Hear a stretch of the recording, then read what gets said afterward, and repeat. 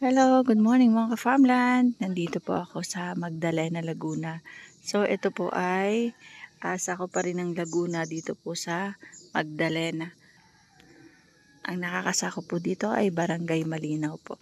So nandyan po yung right of way palabas papunta po dun sa Barangay Road. Ito po ay 3 meters wide and then mga estimated 100 meters galing dun sa pinaka barangay road niya. Ito po ay flat at marami pong tanim na fruit bearing.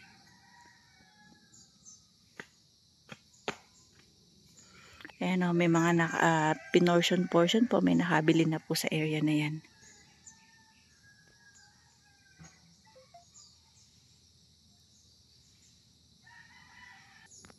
So ito yung pinaka-property, lilibutin namin yung kabuuan ng 3,000 square meter. Ito po ay titled property na estimated po ang layo sa bayan ng Magdalena ay mga 4 to 5 kilometers.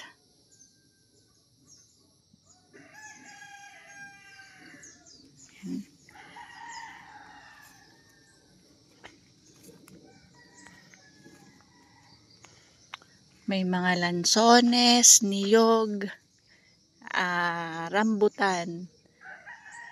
Hilaw pa ang mga rambutan. Ayan. So, dadaling ko kayo dito sa boundary, yung sa may bakod.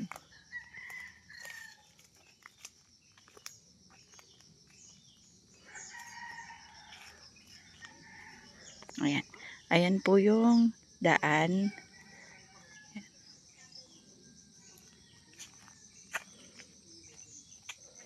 Ayan. Yan yung boundary ng property.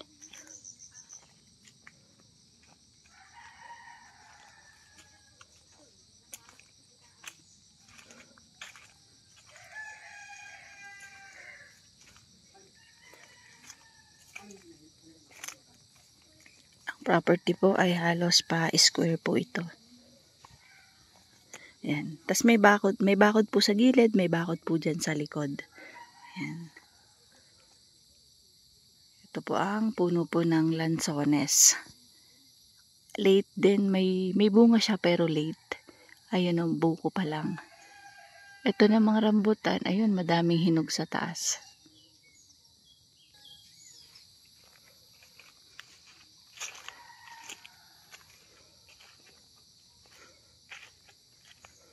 Nakakatuwa kasi itong property ay malinis po. Kumbaga yung ano niya, yung damo niya is ganyan lang. Hindi po kagaya ng ibang napupuntahan ko na ang nakasukal, ang sukal niya ay ganito. Mataas pa sa tao.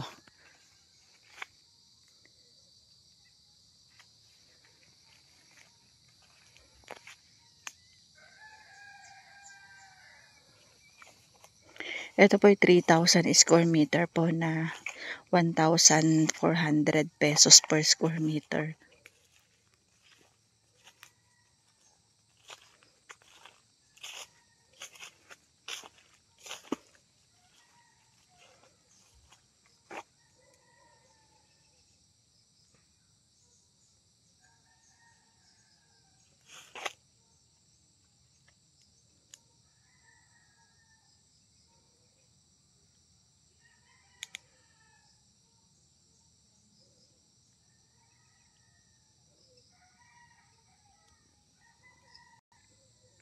Para po sa mga naghahanap po ng lupa na small cut or mini farmland po.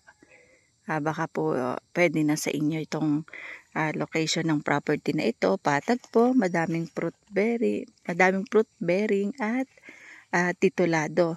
So inner lot nga lang po ito pero meron po siyang right of way. So pasok po ang sasakyan dito sa property.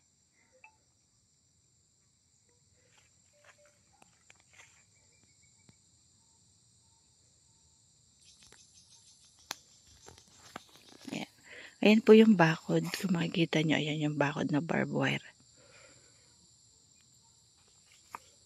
Tapos, may bakod din doon sa likod.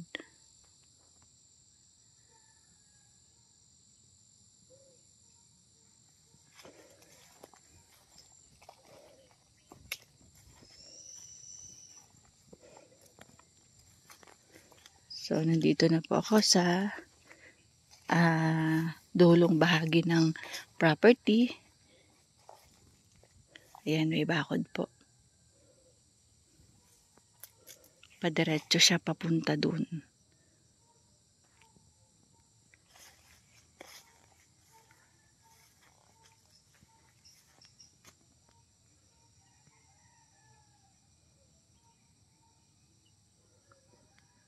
Ganda po siyang gawing mini farmland, bakasyunan, rest house, yung mga magre-retired. Maganda po ito para sa inyong retirement place.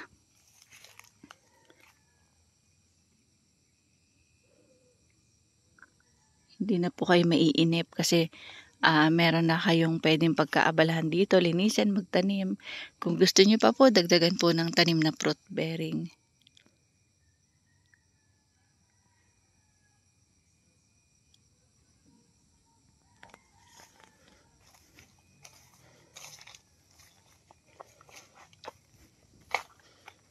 Ito po ay kalapit po ng Barangay Marabilia ng Magdalena, Laguna. Ang Magdalena, Laguna po ay kalapit naman ng bayan ng Diliw at ng Pagsanhan.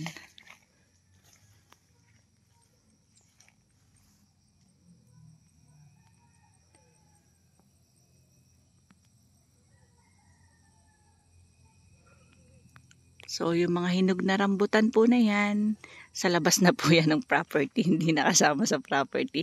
Ayan po kasi yung bakod. Yan, padiretso po yan. Katulad niyan, ito pong property na ito ay meron na din pong pwedeng pakinabangan. Yung mga bunga nga po ng rambutan, andun po sa taas nga lang matataas, mga hinog na. So, ang lansones, late po kasi bago pa lang siya may mga bulaklak.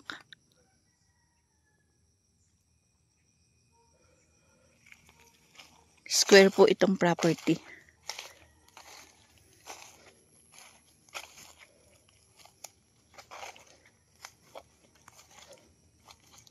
Tahimik pati dito mga ka-farmland. Malayo sa highway. Malayo din sa kabahayan kasi nandun pa po yung barangay road niya. And then may daan po dito. And then may daan din po doon sa kabila.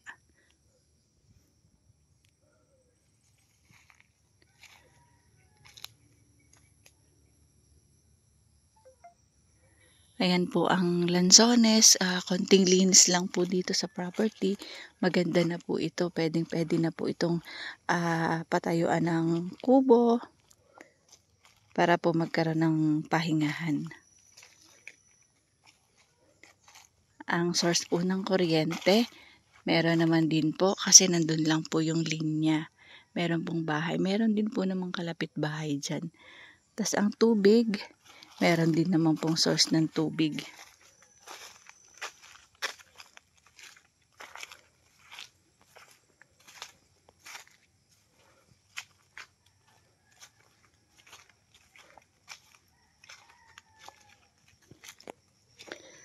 Ang property mga ka-farmland ay libot na po ng bakod. Ito yung kabilang side. Yan. Tapos yun naman po yung palikod. Yan po yung likod. And then yun pong kabilang side doon, may bakod din. So ang kailangan na lang pong lagyan ng bakod, itong front. Yun na lang po.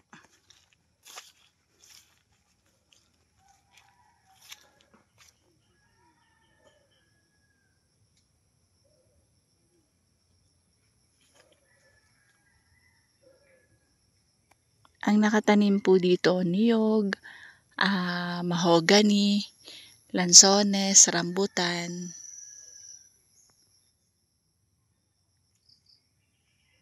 Ayan, namumuga na din po yung mga nyog.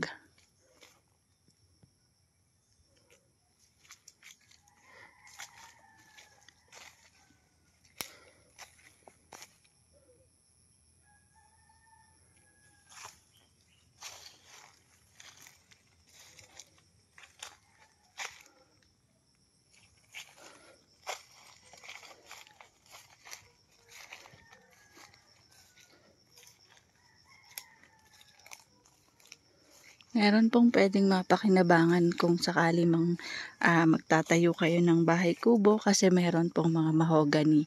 So, ayan po yung boundaryhan ng property.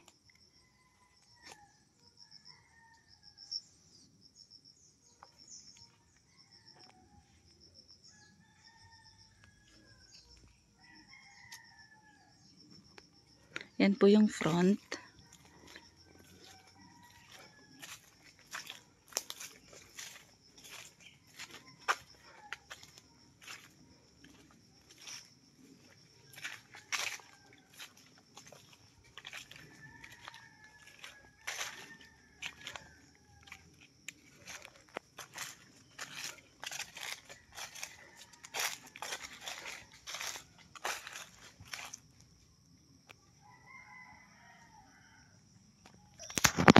Ayan ang mga farmland, may bunga yung lansones.